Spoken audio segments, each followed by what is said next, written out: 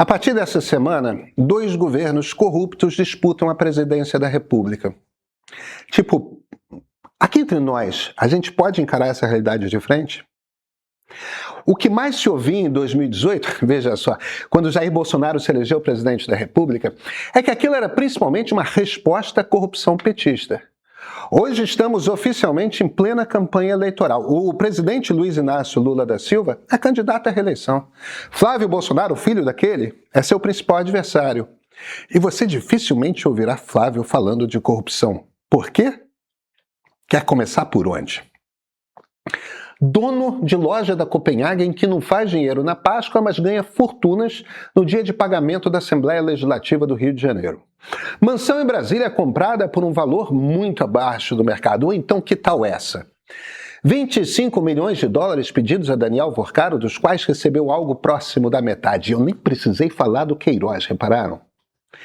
E isso não é porque não tenha novidade no Palácio do Planalto, tá? Nesse domingo, Lauro Jardim, colunista do Globo, ontem, tá? Revelou que Marco Aurélio Ribeiro, que era chefe de gabinete do presidente Lula, recebeu de presente brincos e um colar de diamantes da lobista Roberta Lussinger, ligada ao filho do presidente Fábio Luiz Lula da Silva, igualmente próxima de Antônio Carlos Camilo Antunes, o careca do INSS. A quantidade de nome que a gente tem que ir decorando como repórter de política é um troço inacreditável. Pois é, Marcola, o apelido de Marco Aurélio, o ex-chefe de gabinete do presidente, escolheu as joias. Roberta lhe mandou fotos pelo WhatsApp e ele deu ok. Ela também pagou boletos do cara. Até a semana passada sabíamos de um depósito na conta de Marcola. Ele dizia que era empréstimo. Agora sabemos de diamantes e boletos pagos. Na melhor das hipóteses, a cara disso é tráfico de influência, ou seja, pagam para ter acesso facilitado ao presidente da República, para conseguir se beneficiar por decisões do presidente. Mas não é estranho? Se a moça e o careca eram tão próximos assim do filho do presidente, por que pagavam também ao chefe de gabinete para ter acesso? O Metrópolis trouxe umas mensagens de Roberta com Lulinha. Numa delas, ele diz: nosso futuro é Suíça. Nada de muito escandaloso ali naquela conversa, tá? Só soa muito feio. Suíça, afinal, é o país para o qual mandava dinheiro quem desejava esconder a origem do dinheiro. A conversa de Roberta com Lulinha soa escandalosa. A conversa do Marcola com a Roberta, essa é escandalosa. E o fato de estar tudo misturado é terrível para o presidente. Mas e aí? E aí nada. Está acontecendo com a direita bolsonarista algo similar ao que aconteceu com a esquerda petista. Na década de 1990, o PT era o baluarte da honestidade pública. Não havia governante que não fosse denunciado com a garganta toda, corrupto, bandido, dilapidando o patrimônio nacional. Leonel Brizola não chamava de UDN de macacão à toa, não. Ser do PT era encarnar um Carlos Lacerda vermelho, vendo indícios graves de desvios em cada pequena esquina de Brasília. Até que o PT chegou ao poder nacional. Pois é, nada como um mandato após o outro. Veio o mensalão, que era fichinha, veio o petrolão. Todo mundo tem direito de ter seus elogios, olha, que desejar o governo Lula. Mas sugerir que foi um governo honesto, aí não, né? E os petistas sabem disso. Por isso, tornaram-se brizolistas. Corrupção é da vida, inerente a estar no governo, não dá para controlar essa gente toda. E quem reclama, moralista. Pois é, agora é a vez dos bolsonaristas. Ainda não falam em voz alta não, tá? Os petistas também demoraram a parar de fingir que sua turma era corrupta. Ou não era corrupta. Flávio Bolsonaro dá uma desculpa qualquer para explicar que um filme com um canastrão com uma peruca falsa pra cacete custou o equivalente a 2 Ainda Tô Aqui, mais 2 O Agente Secreto com direito a troco e olha, todo mundo fica olhando assim pro lado, assobiando como se não fosse consigo. Corrupto tão evidente que Flávio é, que veja bem, melhor não falar do assunto. E a campanha corre assim mesmo. Na sexta-feira saiu uma quest nova, hoje de manhã uma Nexus. Lula e Flávio Bolsonaro voltaram a encostar no segundo turno. Na verdade, Não importa mais quem vá ao segundo turno contra Lula, né? Todos estão em empate técnico. Pode ser Ronaldo Caiado, Renan Santos ou Romeu Zema. Qualquer segundo turno vai ser batalha dura, disputado voto a voto. Mas Flávio é quem está na frente no primeiro turno. Os outros três somam uns 10 pontos percentuais que, somados aos votos de Flávio, o elegem presidente da República fácil no segundo turno, se todos os eleitores desses três votarem Flávio. Dessa vez, não tem candidata de centro que possa apoiar Lula. Não haverá. Vocês estão preparados para essa campanha? Ela vai ser dura, dadas as últimas pesquisas. Não tem favorito. Sobra quem? Sobra você, eleitor. Hoje começou uma nova campanha eleitoral. É a 10ª da nova república. Eu votei para presidente tantas vezes quanto meu pai, quase 30 anos mais velho do que eu. Demos sorte, todos nós, de vivermos numa democracia. Corrupção foi o tema dominante da campanha de 2018, democracia foi o tema dominante da de 2022. 4 anos atrás, a turma de direita reclamava que essa defesa de democracia era absurda, que não havia ameaça, que como assim votar num notório corrupto? Bem, continuam fingindo que não houve uma tentativa de golpe de Estado e não dá mais para dizer que essa é uma campanha sobre corrupção. Não mesmo, né?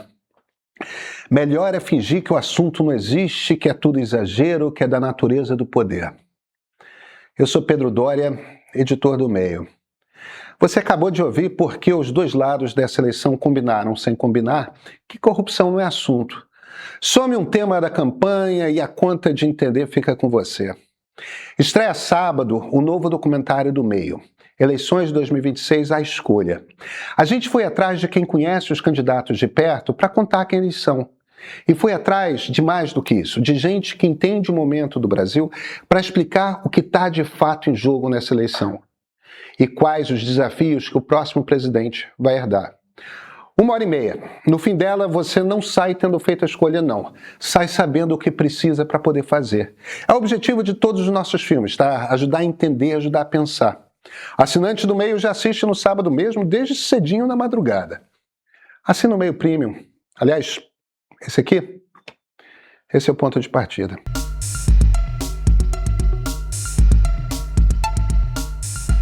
Então, vamos ao que isso significa de verdade. Quando os dois maiores partidos do país concordam que corrupção é da natureza do poder, o que morre não é a moral pública, tá? Ninguém está preocupado com a alma de ninguém. O que morre é o preço. Corrupção que não custa eleição, não custa nada. E no Brasil, nunca foi a indignação que fez corrupção custar caro, foi a conta chegando na urna. A gente tinha instrumentos de controle, tá? Em 2021, o Congresso reescreveu a Lei de Improbidade Administrativa. Ficou mais difícil punir, os prazos encolheram e passou a ser preciso provar que o sujeito quis desviar. Não basta que tenha desviado. O relator do texto na Câmara era do PT. Quem sancionou foi Bolsonaro. Pois é, do outro lado da mesma década, o Supremo anulou as condenações da Lava Jato e a Força Tarefa foi desmontada. Tinha muito problema na Lava Jato. O juiz queria fazer política. E ainda assim, o julgamento foi em cima de um desvio que aconteceu de fato. Repara na simetria que tem aqui, porque ela existe e está na nossa cara. Cada lado derrubou a peça que tinha sido usada contra ele e o outro lado não gritou muito alto, porque também ia precisar. Não foi um pacto, foi melhor do que um pacto, foi conveniência mútua. E conveniência mútua dura muito mais do que acordo, porque não precisa ser combinada e ninguém tem que admitir que existe. E não é conceito isso não, gente. É dinheiro, dinheiro de gente. O careca do INSS, ele não desviou um cofre abstrato em Brasília.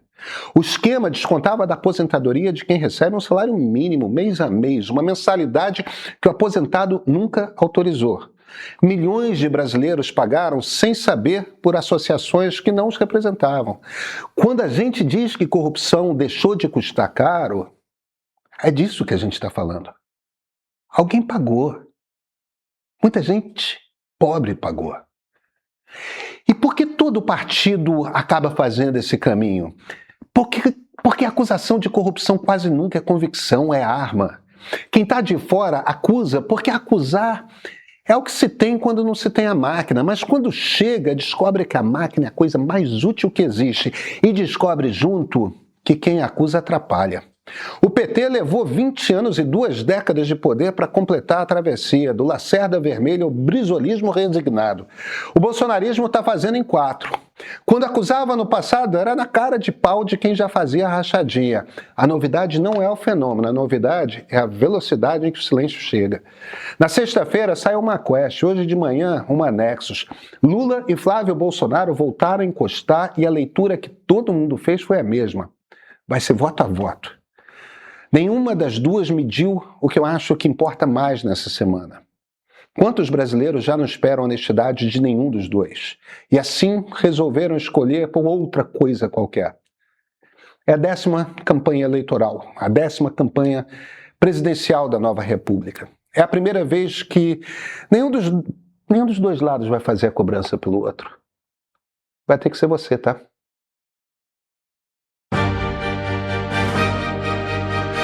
Essa campanha tem que começar a verdade derrotando a mentira. O filho mais velho do capitão segue aqui, de pé, firme e forte ao lado do povo brasileiro.